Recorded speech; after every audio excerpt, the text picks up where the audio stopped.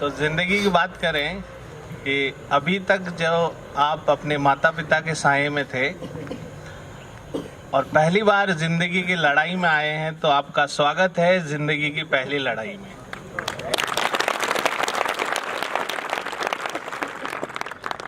जिंदगी का मतलब है जिंदा रहना। अभी तक क्या है कि आपके सर पे एक आसमान था जो आपके माता पिता का था, तो जिंदगी की धूप, जिंदगी की बारिश, उन सब से वो आसमान आपको बचा रहा था। अब धीरे धीरे वो आसमान छतरी में बदल गया है। किसमें बदल गया है? अभी तक है आपके साथ वो, लेकिन वो किसमें बदल गया है? छतरी में। और ये जिंदगी की पहली लड़ाई में वो आपके साथ रहेगा, लेकिन इतना ही साथ रहेगा जितना कि आपका बारिश में छतरी साथ देती है।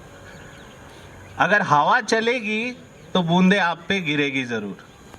तो ये आपको डिसाइड करना है कि छतरी को पकड़ना कैसे है। समझे बात को? और थोड़े दिन बाद ये छतरी भी गायब हो जाएगी, ठीक है? क्योंकि यही माता पिता आपसे पूछेंगे कि अब बेटा करना क्या है, ठीक है? तो शुरू हो गई है ये आपकी जिंदगी की जंग। तो किसी शायर ने कहा है कि असूलों पे और आँच आए तो लड़ना जरूरी है, और जिंदा हो तो नजर आना जरूरी है। जिंदगी ये चाहती है आपसे कि आप जिंदा हो तो नजर आओ उसको। और जिंदगी जीने के दो तरीके आपको जिंदगी देती है, और ये आपको डिसाइड करना होता है 15 से 25 साल के बीच में। एक तरीका होता है कि आप 15 से 25 साल के बीच में खूब मजे करो। जिंदगी आपको वो मौका भी देती है कि आप खूब मजे करो, भूल जाओ सारी चिंताओं को, क्योंकि अभी आपके पास में क्या है? छतरी है ना, ठीक है? थोड़ी बहुत बूंदे तो चलती है, लेकिन मजा आपको जिंदगी पूरा देगी। जो बारिश का मजा होता है ना, वो वाला, ठीक है? लेकिन 25 के बाद में क्या होगा कि छतरी भी हट जाएगी और थोड़ी देर मजा आएगा, और फिर लगेगा कि अपन तो गीले हो गए, अब सर्दी जुकाम हो सकता है। समझ गए बात को? तो 10 साल खूब मजे ले लो, और फिर उसके बाद जो बीवी बच्चे आएंगे वो पूछेंगे कि भाई ये काम करना है, कैसे करें? तो आप कहोगे कि जेब भी खाली है और किस्मत भी खाली है। और दोष किसका हो जाएगा? बेचारी किस्मत का। आप किसको दोष दोगे? किस्मत। मैं तो सही था, मैंने क्या किया? मैंने तो मजे ही तो किए हैं। दोष किसका है? किस्मत का दोष है, ऊपर वाले का दोष है, आपका दोष थोड़ी है, ठीक है? और अगर आप 25 से लेकर बाद की जिंदगी तक मजे लेना चाहते हो, मरते दम तक, तो फिर आपको 15 से 25 तक क्या करना पड़ेगा? जिंदगी को ऋण चुकाना पड़ेगा कि बाद में मजे लेना है तो अभी जमा कर लो, और अभी मजे लेने हैं तो बाद में खर्च कहां से करोगे ये सोच लेना। तो तैयार हो जाओ जिंदगी के लिए।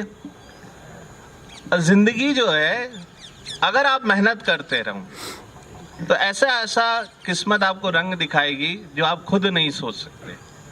कि मेहनती लोगों को अचानक सफलता मिलती है, ठीक है? कई बार ऐसा होता है कि हम हार गए और हमें लगता है निराशा हाथ लगती है हमको, लेकिन जिंदगी ने हमारे लिए कुछ और सोच रखा होता है। वो आपको एक बड़ी जीत देने के लिए बैठी होती है। तो छोटी छोटी हार से घबराए ना, और छोटी छोटी जीतों को इकट्ठा करना शुरू करो, क्योंकि हर छोटी जीत आपको बड़ी जीत के लिए तैयार करती है। और हर छोटी हार आपको ये सिखाती है कि अब जीतना कैसे। तो तैयार हो जीत के लिए, और समझो कि हार किस लिए हुई है। ये दोनों चीजें समझ जाओगे तो जिंदगी आपको बहुत सारी चीजें सिखाएगी, और शर्मिंदा कर देगी आपको कि मैं इस लायक तो नहीं था, तूने मुझे ऐसा कैसे दे दिया। लेकिन आप जब पीछे मुड़ के देखेंगे तो आप समझेंगे कि आपने कितनी मेहनत की है। तो जिंदगी को समझेंगे तो एक मेरा खुद का शेर है कि मेरे ख्वाबों को जिंदा कर दे। जो ख्वाब आप देख रहे हैं कि सिलेक्शन हो जाए, वो सारी चीज, मेरे ख्वाबों को जिंदा कर दे, कुछ इस तरह मिल तनाही में कि शर्मिंदा कर दे।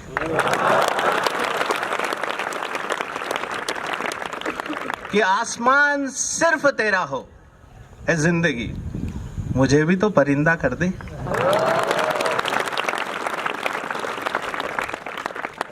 और कब से तन्हा खड़ा हूं भीड़ में तेरे इंतजार में, एक आवाज दे मुझको और चुनिंदा कर दे।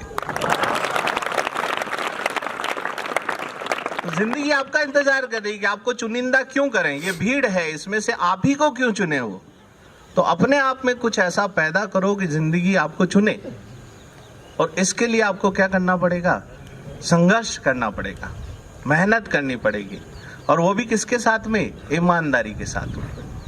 आप अपने प्रति ईमानदार रहेंगे तो पूरी दुनिया आपके प्रति ईमानदार रहेगी। तो मेहनत करें ईमानदारी के साथ में। और एक कहानी जो मैंने कुछ बैचों में सुनाई है कि आप जो है कठोर मेहनत से ना डरे, खुश रहें, मेहनत खुशी से करें, टेंशन नहीं लेना। मैं कहता हूँ टेंशन से क्या होता है कि आपकी एफिशिएंसी, आपकी क्षमता जो है वो 50% तक कम हो जाती है।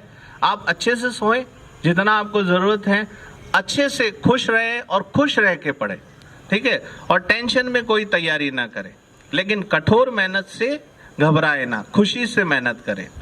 एक कहानी जो मैंने कुछ बैचों में सुनाई है वो फिर से सुना रहा हूँ कि कुछ गांव वाले जो हैं एक मूर्तिकार के पास में आए और उन्होंने कहा कि भाई हमें एक बहुत अच्छी मूर्ति नए मंदिर के लिए बनानी है।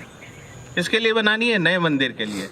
तो उसने कहा अच्छा मैं 2 महीने लूँगा और आपको एक अच्छी भगवान की मूर्ति बना के दूंगा। तो वो मूर्तिकार जंगल में गया, उसने 2 बड़े पत्थर उठाए अच्छे से देख के और लेके आया अपने कार्यशाला के अंदर।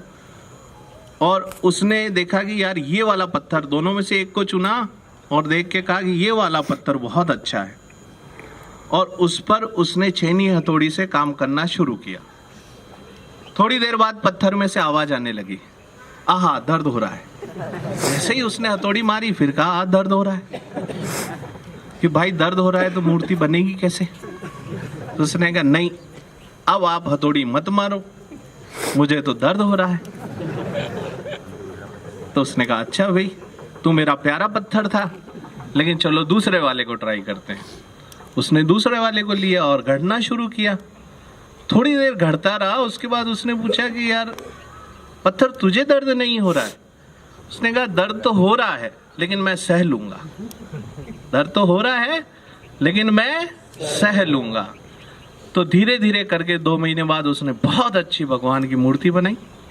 गांव वाले आए उसके पास में, उसने कहा क्या बात है कलाकार, तूने क्या मूर्ति बनाई है। तो उस मूर्ति को ले जाने लगे। तो ले जाते उस पत्थर पे नजर पड़ी जो कि वहां बिना घड़े पड़ा हुआ था। तो कहा कि हम इसको भी ले जाएं क्या। उसने कहा कि ठीक है, लेकिन ये पत्थर तुम्हारे किस काम का, कि कोई भगवान की मूर्ति जहां लगाएंगे वहां नारियल फोड़ने के लिए पत्थर की जरूरत पड़ेगी।